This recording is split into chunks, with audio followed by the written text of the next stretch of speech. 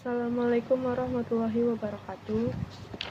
Saya di sini akan menjelaskan tentang respon internasional terhadap proklamasi kemerdekaan Indonesia.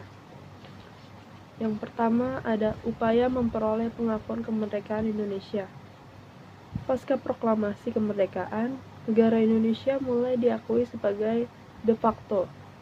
Tetapi sebagai negara merdeka, Indonesia juga membutuhkan pengakuan secara de jure untuk menyuarakan kemerdekaan Indonesia. Pada periode tahun 1945 sampai 1950, periode yang sangat menentukan dalam memperjuangkan dan menyuarakan kemerdekaannya. Indonesia membutuhkan dua aspek yang saling melengkapi, yaitu aspek diplomasi dan aspek perang. Aspek diplomasi sangat erat hubungannya dengan aspek perang.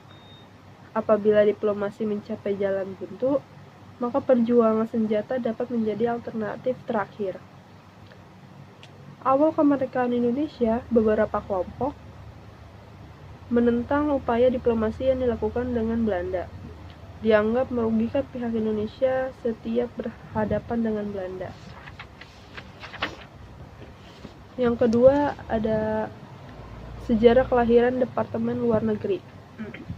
Sesudah proklamasi kemerdekaan, Presiden Soekarno meminta anggota KNIP atau Komite Nasional Indonesia Pusat, diketahui oleh Ahmad Subarjo, untuk menyusun suatu daftar yang memuat kementerian termasuk Kementerian Luar Negeri. Selama masa kabinet Syahrir, Sultan Syahrir merangkap jabatan sebagai Perdana Menteri sekaligus Menteri Luar Negeri. Sarana dan prasarana serta kelengkapan lain masih terbatas. Beberapa ada pembukaan hubungan diplomatik. Yang pertama, hubungan diplomatik di Singapura dipimpin Mr. Utoyo Ramlan. Yang kedua, di New Delhi dipimpin Dr. Sudarsono.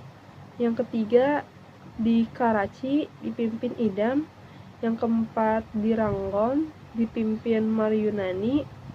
Yang kelima, di Canberra dipimpin Mr. Usman Sastrawamidjojo. Yang keenam, di Bangkok dipimpin Izak Mahdi. Yang ketujuh, di Kairo dipimpin Rashidi. Yang kedelapan, di Baghdad dipimpin Imron Rosyadi. Yang kesembilan, di London dipimpin Dr. Subandrio. Yang kesepuluh, di Kabul dipimpin Maijen Abdul Qadir. Yang ke-11 di New York dipimpin oleh L.N. Palar. Yang ketiga ada pengakuan India atas kemerdekaan Indonesia. Dalam rangka mendapatkan pengakuan internasional atas kemerdekaan Republik Indonesia, salah satu negara yang menjadi penghantar pengakuan internasional tersebut adalah India.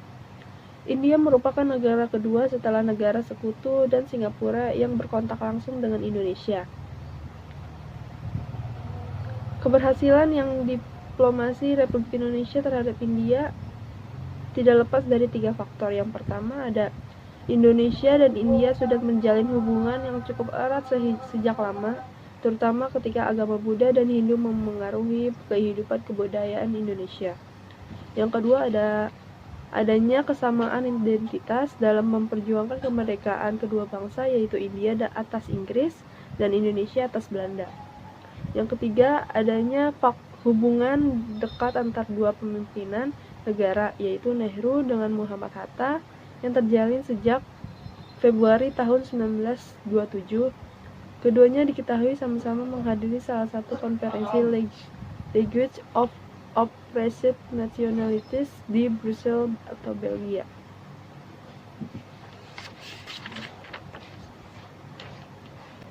Yang keempat ada dukungan negara-negara Timur Tengah atas kemerdekaan Indonesia. Diplomasi Republik Indonesia dalam rangka mencapai kedaulatannya atas pengakuan internasional terhadap negara-negara di Timur Tengah juga mendapat bantuan dari pengakuan Liga Arab, yaitu ada beberapa faktor. Yang pertama, Adanya faktor paling mendasar adalah agama yang dianut mayoritas penduduk baik di Indonesia maupun Timur Tengah yang sama-sama menganut agama Islam. Yang kedua, banyaknya masyarakat Indonesia yang menuntut ilmu di Timur Tengah, khususnya di pusat perguruan tinggi Al-Azhar Mesir, melaksanakan ibadah haji di Arab Saudi maupun menetap dan bekerja di Timur Tengah. Yang pertama ada dukungan Palestina.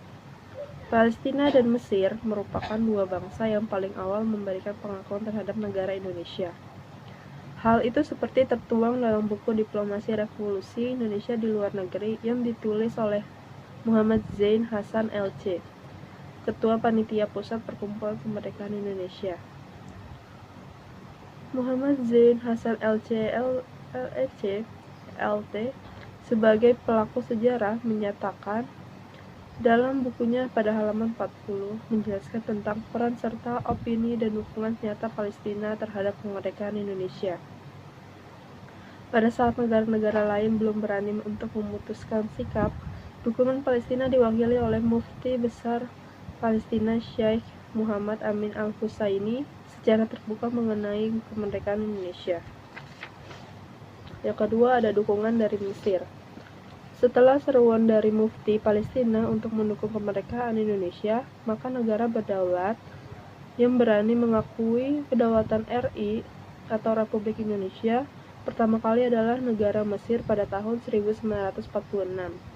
Di Mesir, sejak diketahui sebuah negeri muslim bernama Indonesia memproklamasikan kemerdekaannya, Al-Ikhwan Al-Muslimun atau IM, organisasi Islam yang dipimpin Sheikh Hasan Al-Banna tanpa kenal terus-menerus memperlihatkan dukungannya.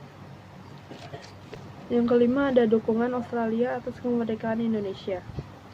Usaha Indonesia untuk mendapatkan pengakuan di dunia internasional juga dilakukan terhadap tetangga dekat Indonesia, yaitu Australia.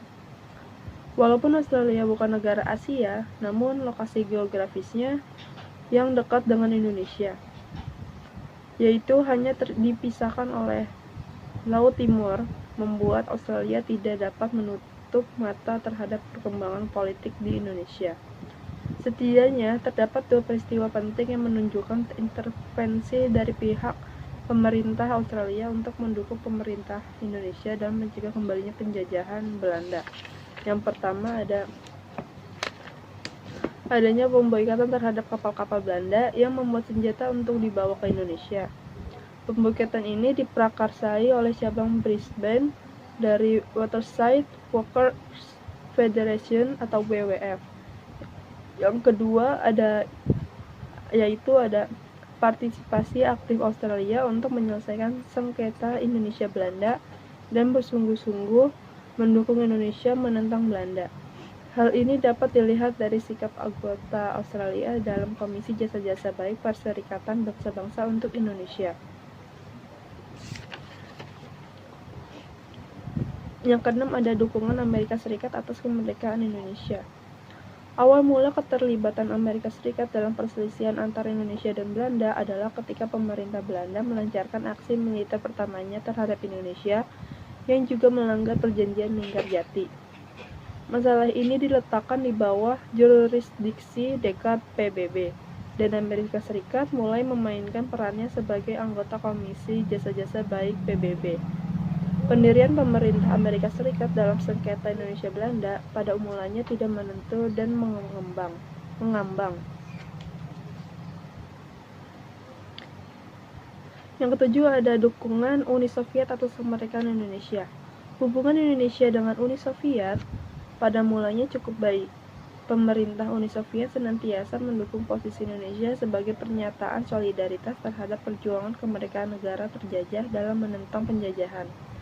Namun hubungan ini berubah ketika Hatta menolak usul Uni Soviet untuk menerima perjanjian konsuler.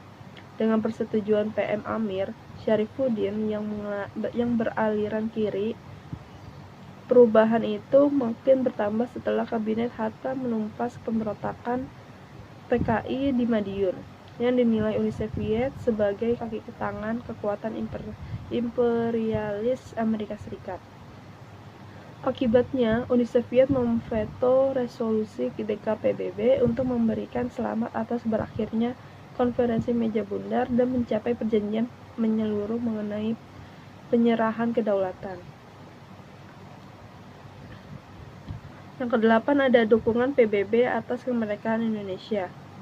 Untuk meningkatkan eksistensi Indonesia di mata dunia internasional, maka Indonesia terus berupaya untuk menjadikan sengketa Indonesia-Belanda menjadi salah satu agenda DKPBB. Upaya ini selanjutnya didukung dengan upaya dari India dan Australia untuk mengajukan sengketa tersebut ke DKPBB pada 28 Juli tahun 1947. Pasca pelancaran aksi militer Belanda terhadap Indonesia pada 21 Juli 1947. Pencapaian ini tentu sangat menguntungkan pihak Indonesia karena telah berhasil meyakinkan dunia bahwa masalah ini adalah masalah dunia internasional. Hal ini selanjutnya menjadikan citra Indonesia di dunia internasional. Indonesia pun sedikit demi sedikit mampu mengatasi tekanan politik dan militer Belanda.